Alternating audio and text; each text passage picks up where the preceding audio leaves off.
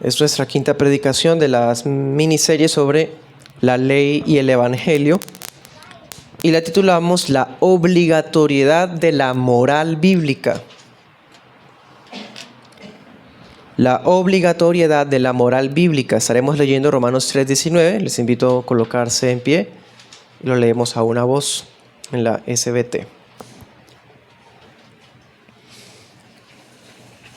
Dice: pero sabemos que todo lo que la ley dice, lo dice a los que están bajo la ley, para que toda boca se cierre y todo el mundo se sujete al juicio de Dios, por cuanto las obras de la ley, ninguna carne será justificada delante de él, porque por la ley es el conocimiento del pecado. Amén. Puede sentarse. Y el 19.5 dice, ahí sentaditos: la ley moral obliga para siempre a todos, tanto a los justificados como a los demás, a que se la obedezca. Y esto no solo en consideración a su contenido, sino también con respecto a la autoridad de Dios, el Creador, quien la dio. Tampoco Cristo en el Evangelio de ninguna manera cancela esta obligación, sino que la refuerza considerablemente. Bien.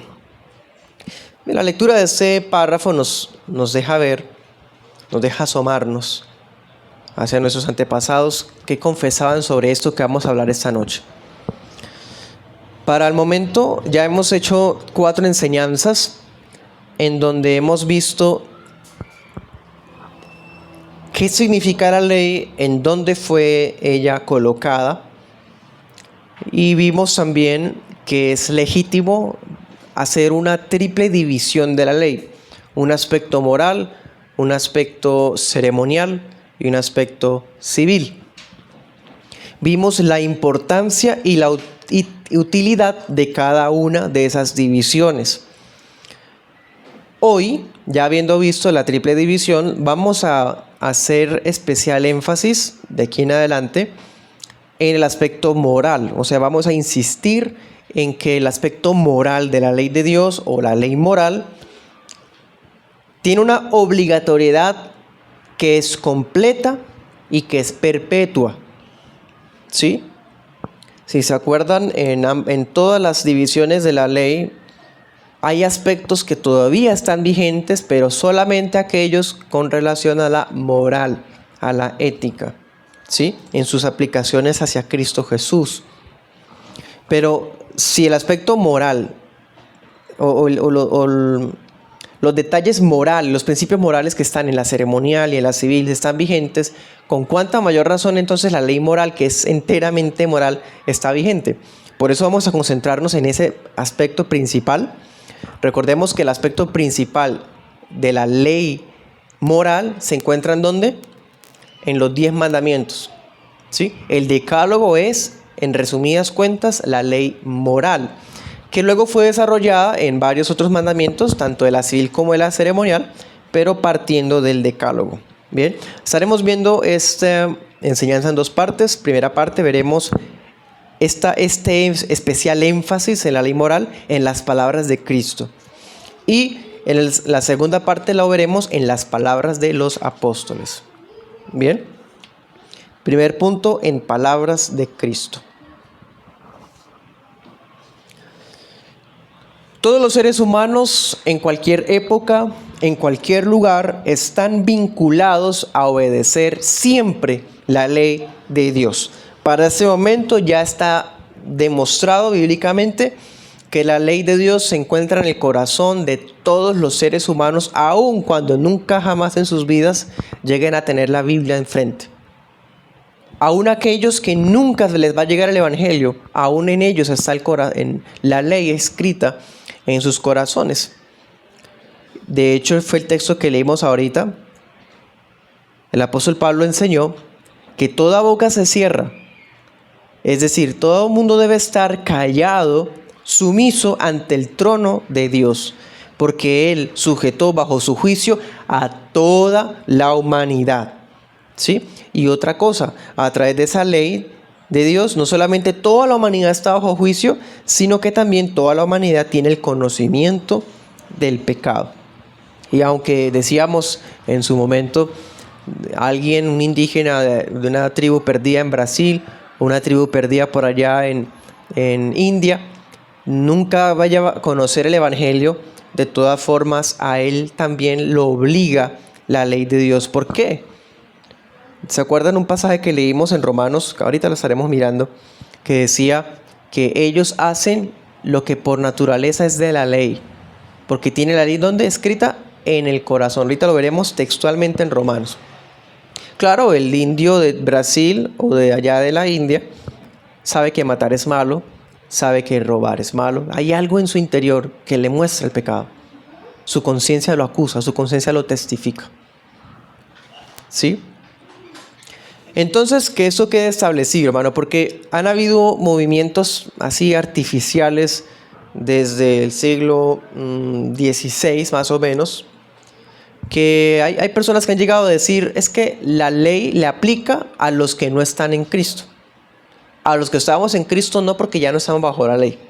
Y hacen una división así, no de la ley, sino de la gente, lo cual es bastante artificial. La verdad es que, sea que estemos hablando de un creyente, alguien que ha sido justificado, o que estemos hablando de un impío licencioso, libertino, lo más escandaloso, a los dos los envuelve la ley de Dios con plena fuerza.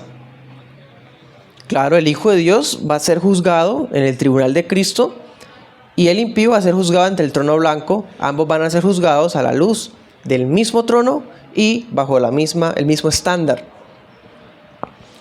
Y no solamente en virtud del contenido, porque es que todos van a ser juzgados basados en los 10 mandamientos, sino también pensemos esto, en la autoridad misma de Dios. Dios como creador le entregó a las criaturas racionales, o sea, a los seres humanos, su ley. Entonces, Él reclama, exige esa obediencia, no solamente porque lo que dice la ley es verdad, es santo, es verdad, es bueno, sino también porque Él es el creador que tiene potestad sobre sus criaturas. Las criaturas están llamadas a obedecer la ley de Dios. Además, por si fuera poco, cuando Cristo estuvo aquí, hermano, en el ministerio terrenal, no canceló la ley, no la negó, no la anuló. Al contrario, la reforzó significativamente, no solamente con las enseñanzas, sino con su ejemplo impecable. Bueno, esto que acabo de decir acerca del Señor Jesús aplica en las 3 divisiones de la ley. Cristo obedeció perfectamente la ley ceremonial, la ley civil, la ley moral, ¿cierto? Pero así como vimos en la enseñanza anterior, que hay un especial énfasis en la ley moral. ¿Se acuerdan? Vimos en Proverbios, vimos en Salmos, vimos en los profetas que decían que al Señor le agradaba más, por ejemplo, la obediencia que los sacrificios, o sea, el aspecto moral por encima del ceremonial. Cristo hizo exactamente lo mismo.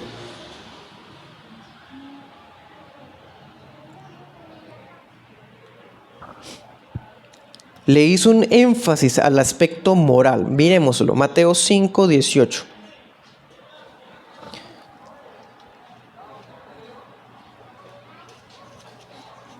Este texto ya lo hemos comentado en las enseñanzas anteriores del tema. Vamos a volverlo a comentar. 5:18 dice: de cierto les digo, hasta que pase el cielo y la tierra, ni una jota ni una tilde pasará la ley hasta que todo suceda. Luego dice: de manera que cualquiera que quebrante uno de estos mandamientos muy pequeños y así enseña a los demás, será considerado muy pequeño en el reino de los cielos. Pero cualquiera que los practique y los enseñe será considerado grande en el reino de los cielos. Este texto ha sido utilizado por las sectas legalistas y judaizantes. Pero lo hacen de manera torcida, hermano. Porque este versículo no implica que la ley civil y la ceremonial estén vigentes. Este versículo está diciendo es que Él no vino a abrogar la ley moral. ¿Y por qué lo sabemos? Yo le pregunto, en Mateo 5 y 6 y 7, ¿de qué habla el Señor Jesús? de la ley moral. Hace prácticamente un comentario de los 10 mandamientos. No, oíste que fue dicho, ¿sí? No matarás. ¿Se acuerdan? Luego hace referencia al falso testimonio, hace referencia al matrimonio con relación al no adulterarás. Y así sucesivamente. O sea, el Señor está hablando ahí de la ley moral. Porque en Hebreos vimos que sí vino a abrogar la ceremonial como sacerdote del orden de Melquisedec. Entonces dése cuenta que aún bíblicamente se puede ver un trato diferencial entre una cosa y otra. No es lo mismo hablar del tabernáculo y los sacrificios, hablar de los 10 mandamientos. Las dos cosas son ley de Dios, pero son aspectos distintivos dentro de la ley de Dios. Una cosa fue abrogada, la otra fue reforzada. Porque Cristo dice, por ejemplo, oíste que fue dicho, no adulterarás, en el 27. Y luego el Señor extiende el pecado a la vista, a los ojos. ¿Qué es eso? ¿Anularla? ¿Cancelar la ley? ¿Decir que ya no estamos bajo la ley? Peor. Hizo más tremendo, si me permite la expresión, la aplicación del mandamiento, porque ya no está reduciéndolo a la consumación, sino solamente a mirar. O sea, la está reforzando.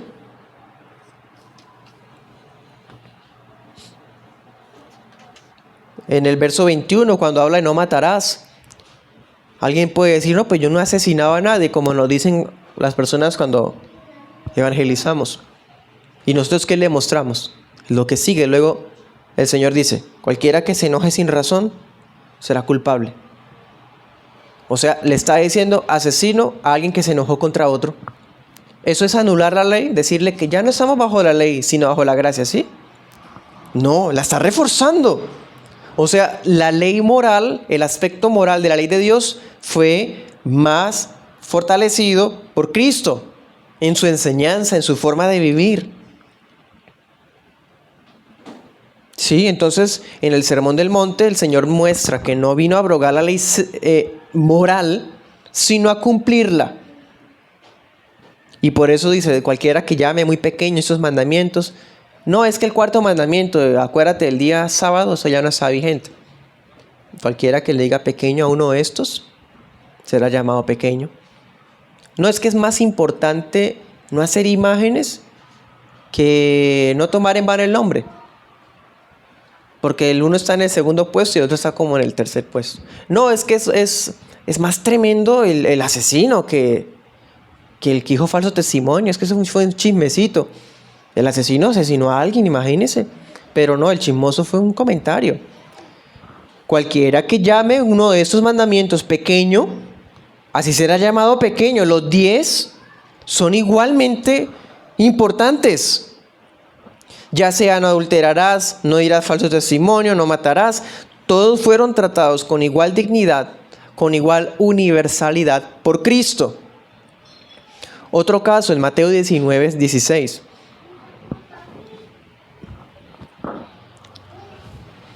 El joven rico se le acerca al Señor y le pregunta lo que debía hacer para obtener la vida eterna. ¿Qué respondió el Señor?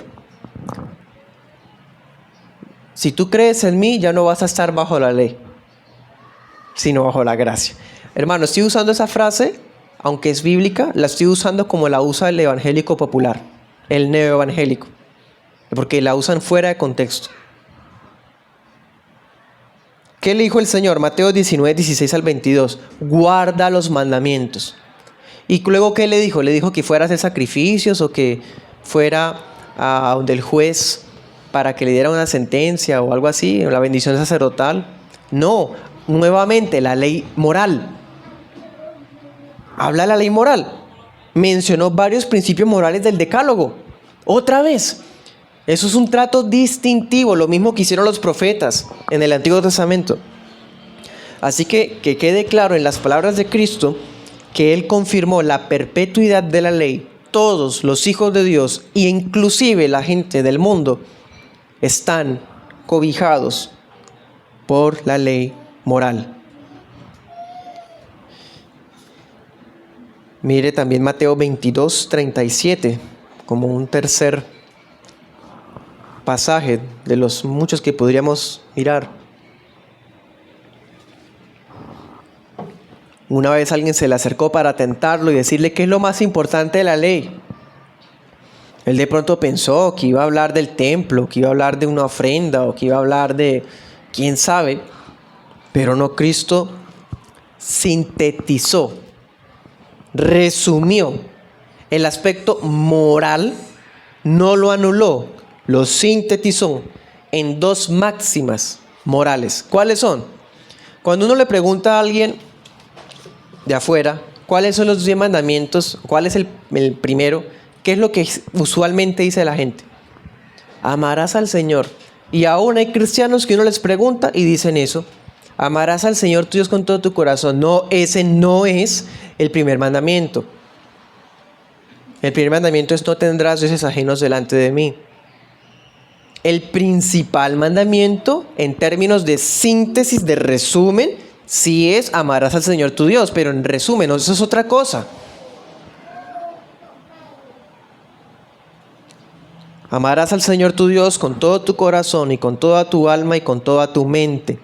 Ese es el primero y más importante mandamiento en términos de principal, ¿no? Y el segundo es semejante al primero: amarás a tu prójimo como a ti mismo. De estos dos mandamientos dependen toda la ley y los profetas. ¿Qué es eso? Ley moral. Ahí no hay nada ceremonial, eso no es nada civil. Eso es el aspecto moral. Alguien dice: no, pero es que nosotros ya no estamos sujetos a obedecer la ley. Solamente con que ame al prójimo, con eso basta. Mire lo sin fundamento de hablar de esa forma. La ignorancia tan tremenda al respecto. En otro pasaje el apóstol Pablo dice: si yo amo a mi prójimo, sí, no adulteraría, porque en el amor al prójimo se resume toda la ley. ¿Se acuerdan? Eso está en Romanos. Ahorita también lo miraremos. Entonces no está diciendo que amarás al Señor tu Dios con todo tu corazón. Borró los 10 mandamientos. O sea, los cristianos no tienen las tablas, tienen 2 mandamientos. Hay mucha gente que enseña eso, hermano. Tristemente.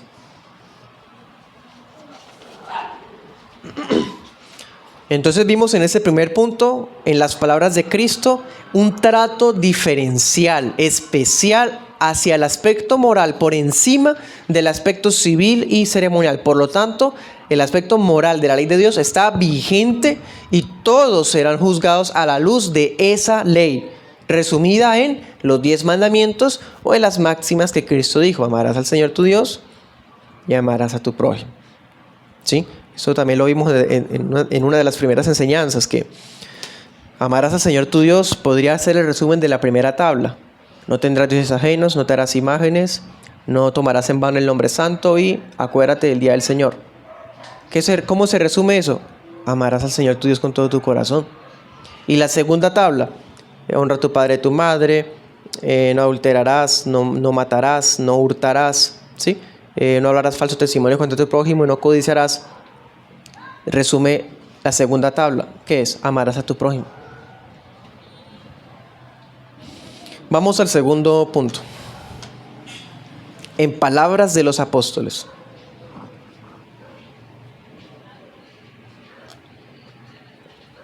En armonía con el Señor, con el Maestro, los apóstoles mantuvieron esa misma comprensión sana, equilibrada, de que el aspecto moral de la ley de Dios tiene aplicación universal, perpetua, obligatoria.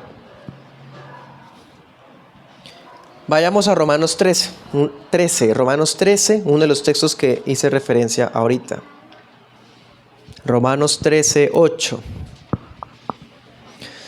Le habla aquí el apóstol a una iglesia que tiene una membresía mixta, es decir, habían judíos y habían gentiles. Pero esa ley se la va a citar hasta los gentiles. Dice: no le deban a nadie nada, sino el amarse unos a otros, porque el que ama al otro ha cumplido la ley. Porque no adulterarás, no matarás, no hurtarás, no dirás falso testimonio, no codiciarás, todo ley moral. ¿Se dan cuenta? Y si hay algún otro mandamiento, en esta palabra se resume: Amarás a tu prójimo como a ti mismo. Se resume, no se anula. El amor no hace mal al prójimo, así que el cumplimiento de la ley es el amor. Qué hermoso. Qué claro. Bueno, ni tan claro para muchos. El apóstol está mostrando la observancia del aspecto moral de la ley como una especie de deuda. Dese cuenta, dice, no le debo a nadie nada sino el amarse. O sea, si usted tiene una deuda con alguien, la única deuda que usted puede tener con alguien es la deuda que usted tiene de amarlo. ¿Qué es eso? Una obligación. Entonces, mi obligación con todo el mundo, ¿qué es? Amarlo.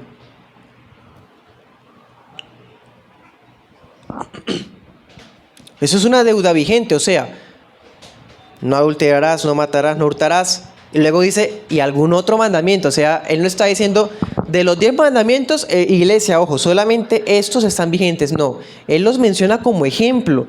Y gracias al Espíritu Santo que dice, y si hay algún otro, o sea, ahí están los otros también.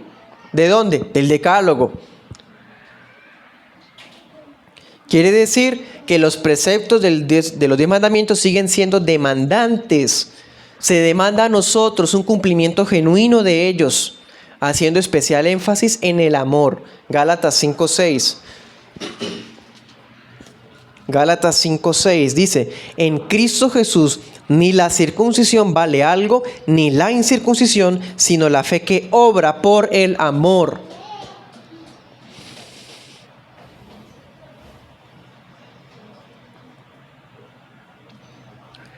Y aquí, hermano, no puedo evitar decir, en el neoevangelicalismo, debido al abandono de ese confesionalismo histórico, hay una falsa dicotomía. ¿Qué es eso? Ellos piensan, como si yo alguna vez pensamos antes, que el amor y la ley son como agua y aceite.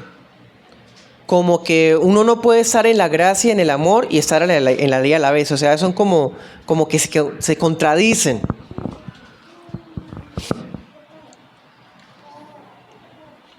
La fe salvadora no anula la ley, la confirma. Eso está en Romanos 3:31. Por lo tanto, la fe salvadora obra por el amor. ¿Obra qué? Obediencia. O sea, la fe salvadora, un verdadero creyente, alguien que ha nacido de nuevo, obedece la ley de Dios, la ley moral de Dios. Cuando la gente del mundo, ellos tienen un concepto personal acerca de Dios y hallan consuelo al hablarse a sí mismos de ese Dios que se han creado ellos. Un Dios que los ama tal como son. Están viviendo en unión libre.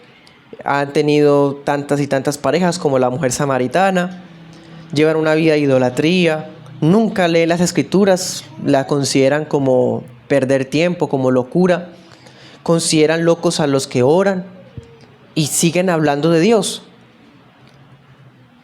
¿Qué es eso? Eso es una fe falsa, esa no es la fe salvadora, porque la fe salvadora obedece la palabra.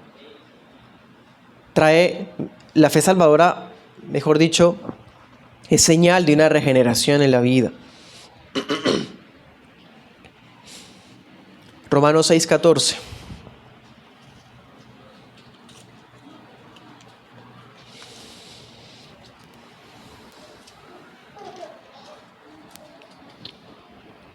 Dice, el pecado no se enseñoreará de ustedes, pues no están bajo la ley, sino bajo la gracia. Ahí está la frase, hermosa, pero torcida, hermano, tremendamente por las iglesias neoevangélicas. ¿Qué significa ese texto? ¿De qué está hablando el contexto? ¿De qué va a hablar Romanos 7? Una sola palabra, pecado. Va a hablar del pecado.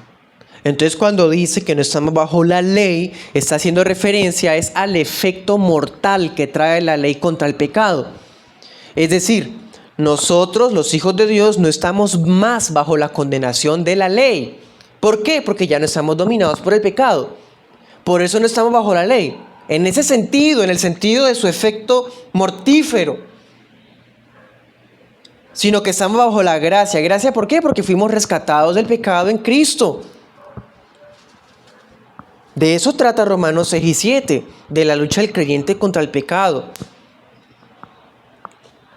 Es decir, ya no vivimos bajo una sujeción opresiva y legalista por el pecado. Ahora servimos a Dios bajo el régimen nuevo del Espíritu, dice Pablo. Mire Romanos 7, 6. Esa frase es aún más tremenda. Menos mal esta no es tan popular como la de ahorita. Dice, pero ahora estamos libres de la ley. Wow, imagínense eso en la boca de una persona libertina. Ahora estamos libres de la ley, habiendo muerto a aquella en la cual estábamos sujetos, de modo que sirvamos en la novedad del Espíritu y no en la vejez de la letra.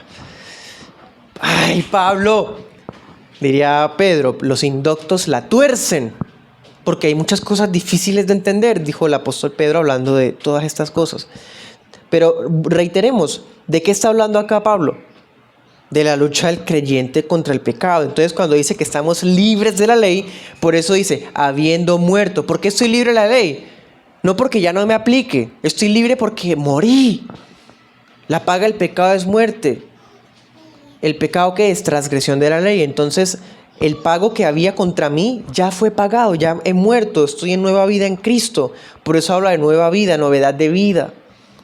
Eso es estar en el Espíritu, eso es estar bajo la gracia. Y eso es no estar bajo la ley. En ese sentido, no está diciendo que la iglesia fue dejada sin ley. Eso sería un caos, sería anarquía, sería inmundicia.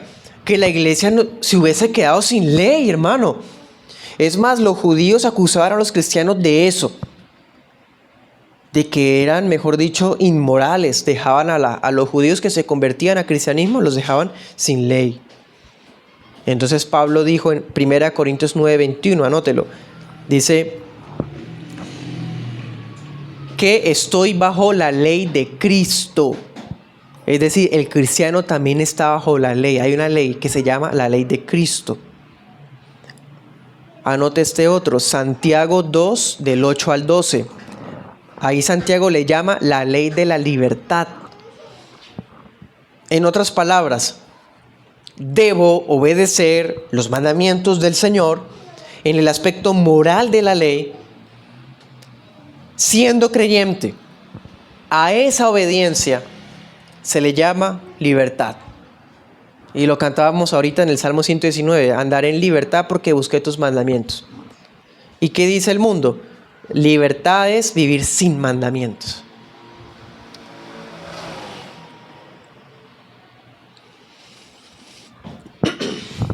Recordemos otro detalle, el apóstol Pablo es el que más trata estos asuntos. Acuérdese o note algo, todas las cartas de Pablo, todas, especialmente anote esto, Efesios 4, 25 hasta Efesios 6, 12. Todo ese capítulo y medio prácticamente. ¿Qué hace Pablo? Después de haber hablado del aspecto teológico, doctrinal de la carta, pasa al aspecto práctico. ¿Se acuerdan? De la ortodoxia a la ortopraxis y a la ortopatía. Es decir, de la sana doctrina, de Efesios de 1, 2 y 3 y 4. Luego Pablo a partir de 4:25 en adelante, ¿de qué va a hablar? De cómo practicar todo lo que enseñó. Es decir, la ortopraxis, cómo lo practica cada creyente, y la ortopatía, cómo lo vivimos con los otros hermanos. ¿Cierto? Y si quiere, ábralo y échele un vistazo. ¿Y qué va a encontrar usted ahí, hermano? Usted va a encontrar ahí a Pablo exhortando a los creyentes con relación al aspecto moral. Otra vez. Le dice a los hermanos, no mientan, no roben, no se airen. Honra a tu padre y a tu madre. Padres, no exasperen a sus hijos. Aplica los 10 mandamientos a la iglesia. El aspecto moral, hermano. Primera de Timoteo 1:8. Dice, sabemos que la ley es buena si alguno hace uso de ella legítimamente. Wow. En otras palabras, la ley sigue siendo buena, útil, vigente. ¿Cuál es nuestro deber? Usarla legítimamente. ¿Qué es usarla legítimamente? No utilizarla como condición para salvación. No utilizarla para oprimir al hermano débil o el débil cohibir al fuerte. ¿Qué es usarla legítimamente? Bueno, siga leyendo. Dice, sabiendo esto, que la ley no está puesta para el justo, sino para los inicuos y para los desobedientes, para los impíos y pecadores, para los irreverentes y profanos, para los asesinos de sus padres y madres, para los homicidas, para los fornicarios, para los homosexuales, para los traficantes de personas, impresionante, para los mentirosos, para los perjuros, y si hay alguna otra cosa contraria a la sana doctrina, según el evangelio de la gloria del Dios bendito que me ha sido encargado. En otras palabras, aquí no está diciendo es que la ley solo aplica para los inconversos. No, aquí lo que está diciendo es la sana doctrina lleva a no vivir precisamente en esas cosas. ¿Esas cosas de qué tratan? Ley moral. ¿Qué es un fornicario? El que transgrede no adulterarás. ¿Qué es un traficante de personas? Un secuestrador, un asesino. Un parricida, ¿qué es? Alguien que deshonra a su padre. ¿Se dan cuenta? Otra vez ley moral. Y eso es sana doctrina. Sana doctrina. Según el evangelio. Lo que les decía ahorita, las iglesias no evangélicas dicen, es que una cosa es el evangelio, otra cosa es la ley. Allá está bajo la ley, nosotros estamos en el evangelio, en el Nuevo Testamento. Hermano, esto es una falsa dicotomía, eso es algo, una división que no está. ¿Qué está diciendo aquí la palabra? Que dentro del evangelio se vive también la ley.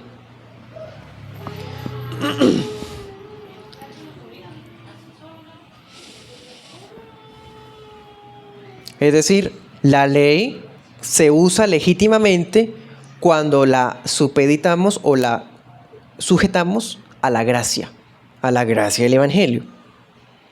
Es decir, le mostramos al pecador su condición por medio de la ley para llevarlo a Cristo. No para inventarnos ahora formas de vivir y que haga esto, no haga tal cosa. Uy, mira, el hermano tal dijo eso. Ay, no, y generar ahí un caos, una guerra interna o algo así. Primera de Corintios 7:19, anótelo. También habla que es importante guardar los mandamientos de Dios. En fin, en ese segundo punto que vimos, que los apóstoles hablaron en el mismo sentido que Cristo. Pablo, Santiago, no cité a los demás, pero se deduce que están incluidos. Hablaron en ese mismo sentido. ¿Cuál? Que el aspecto moral de la ley de Dios está vigente y obliga a la iglesia todavía. Y a los de afuera también. Y usar la ley es bueno. Guardar los mandamientos es bueno, es libertad. Bueno, vamos a dar algunas aplicaciones. Veales 3.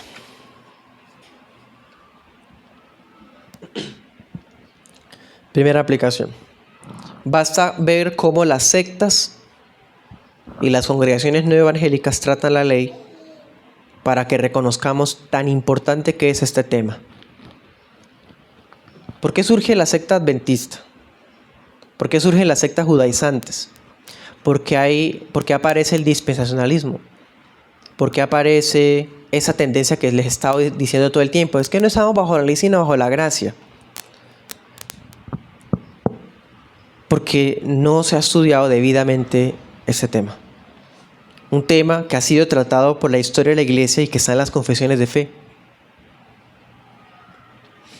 Pero eso es natural. Desde los días de Gálatas con sus legalistas o los libertinos de los corintios, siempre ha habido un malentendimiento o una confusión dentro de la iglesia con la forma de lidiar con la ley y el evangelio, como creando una separación entre ambas.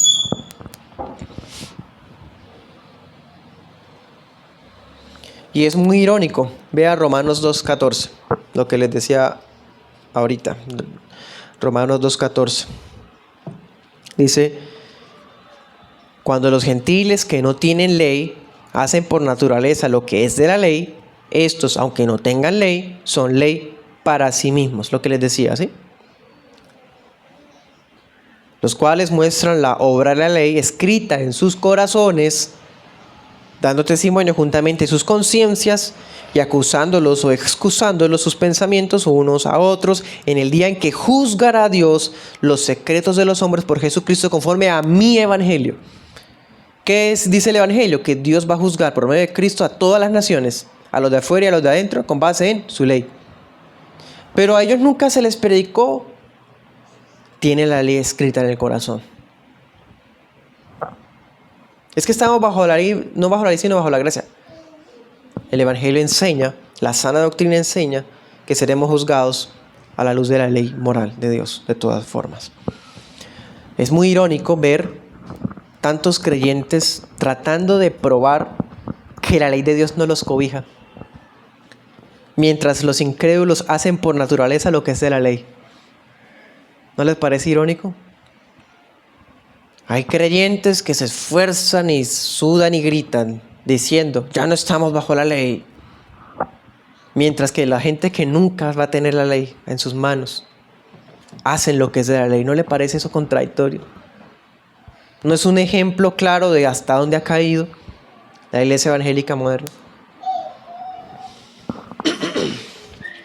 Segunda aplicación.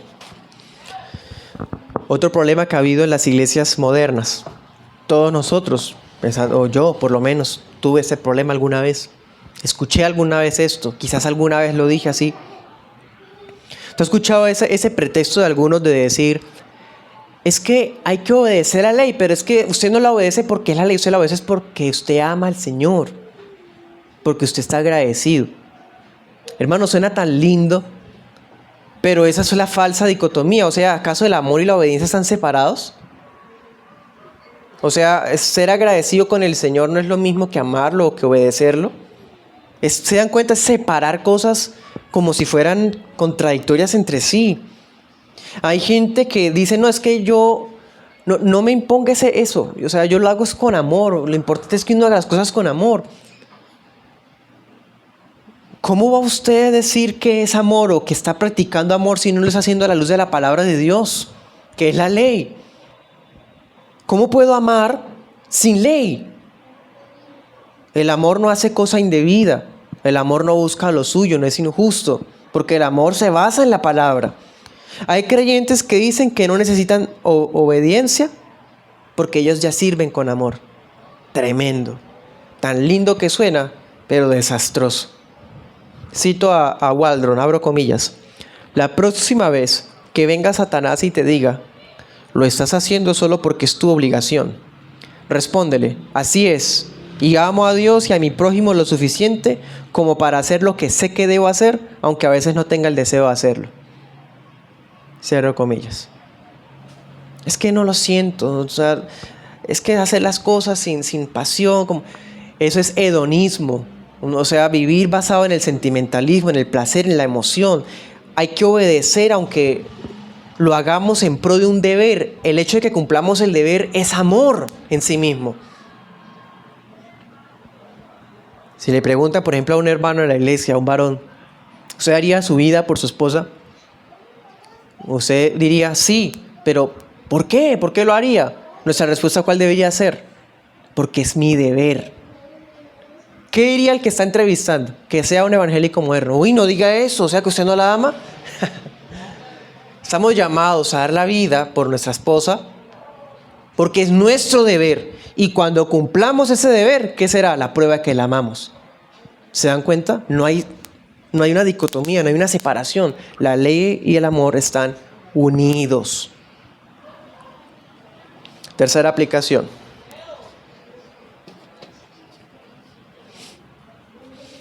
Siempre será atrevido, necio, ignorante, tratar a la ley moral, o sea, los 10 mandamientos, como una especie de norma transitoria. Eso es dispensacionalismo. ¿Qué es? Es decir, es que en el tiempo de Moisés los israelitas vivían bajo esa dispensación, bajo esa ley. Ahora es una dispensación diferente, ya no estamos... Qué tremendo es eso. Y eso es lo que cree la mayoría de iglesias evangélicas aquí en este país.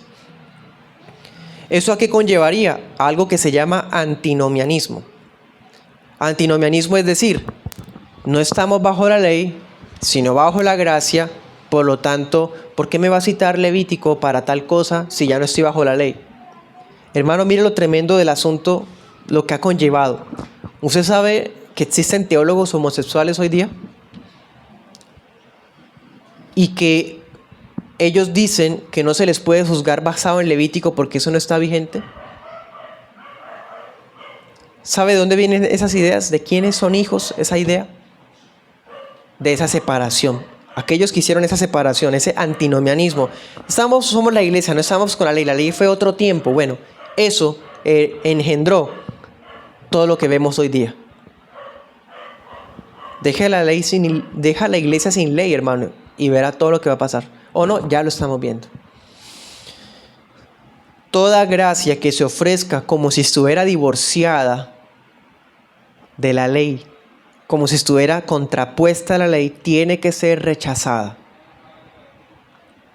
Dios no nos dejó gobernándonos a nosotros mismos. ¿Qué nos dio? Su ley. Su ley. La ley de Dios es el estándar resumido de la moralidad, de la justicia. Es el reflejo fiel del carácter perfecto de Dios. Así que asegurémonos de tener una guía completa para nuestra vida y no una lista mutilada a nuestra conveniencia. Amén.